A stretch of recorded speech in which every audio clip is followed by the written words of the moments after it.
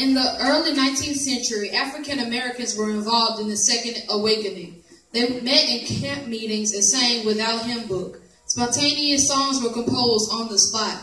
They were called spiritual songs, and the term spiritual appeared in the first time in the book Slave Songs of the United States by Allen Ware Garrison, 1867. As Negro Spirituals are Christian songs, most of them concern what the Bible says and how to live with the Spirit of God.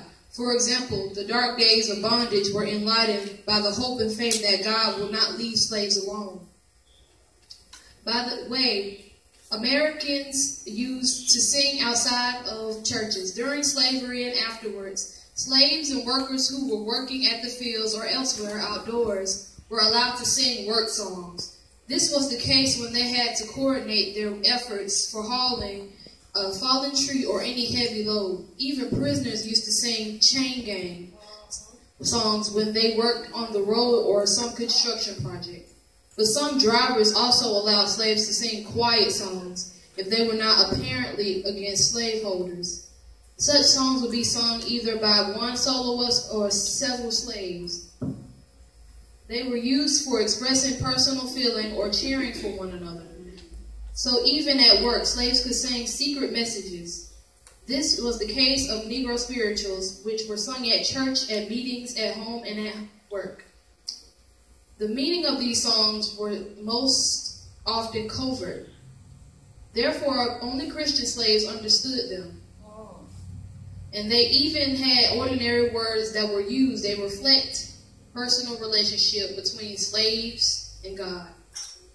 The codes for the first Negro Spirituals are often related with an escape to a free country. For example, a home is a safe place everyone can live free. So a home can mean heaven, but it covertly means a sweet and free country, a haven for slaves. The ways were used as fugitives running for a free country were riding a chariot or a train. The Negro Spirituals, the Gospel Train, and Swing Low Sweet Chariot, which directly refer to the Underground Railroad, an informal organization who helped many slaves to flee. The lyrics to Gospel Train are, "She is coming, get on board. There is room for many more." This is a direct call to go away by riding a train which stops at stations. Then, Sweet Low Sweet Chariot refers to Ripley, a station of the Underground Railroad where fugitive slaves were welcomed. This town atop a hill by Ohio River, which is not easy to cross. So to reach this place, fugitives had to wait to get help from coming from the hill.